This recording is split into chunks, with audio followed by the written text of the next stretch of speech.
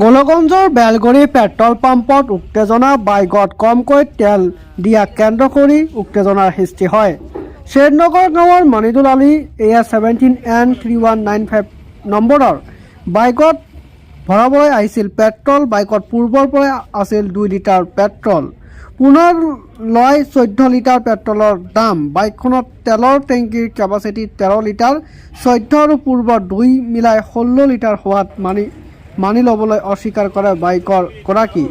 অভিযোগ কৰাৰ বাবে তেওঁ আক্ৰমণৰ চেষ্টা চলায়। অৱশেষত টেংকি খালী কৰাত তেল ওলাই মাত্ৰ 12 লিটাৰ। পিছত অৱশ্যে অৱশিষ্ট তেল অইন বাইকত দিয়ে। ঘটনাটোক লৈ সৃষ্টি হয় তীব্ৰ উত্তেজনাৰ।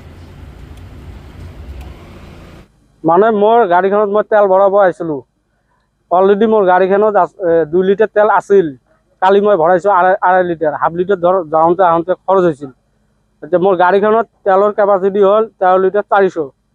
কিন্তু ইহঁতে মোক তেল ভৰাই দিলে 1440 টকাৰ। কিন্তু তেনেহ'লে তেলটো মোৰ হ'ব লাগে 2 লিটাৰ আৰু 14 লিটাৰ 16 লিটাৰ হ'ব লাগে। এতিয়া মই তেলটো ওলাই পেলাই 16 লিটাৰ যদি হ'ব লাগে তেলৰ টেংকিৰ কিমান আছে? 13 লিটাৰ 400 কিবাকে ধৰে।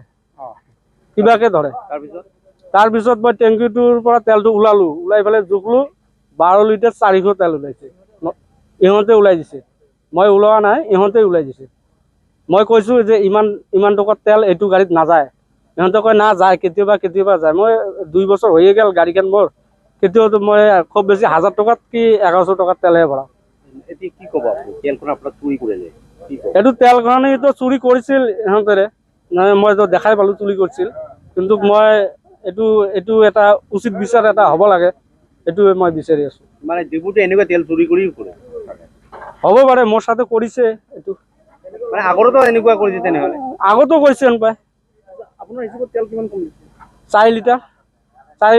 মোৰ আগৰখিনি পাই 4 লিটাৰ হয়। মানে ইহঁতে 2 লিটাৰ অলৰেডি কম দিছে, কিন্তু 2 লিটাৰ মোৰ আগৰে আছে। এইটো লৈ পেলাই 12 লিটাৰ 400 হৈছে।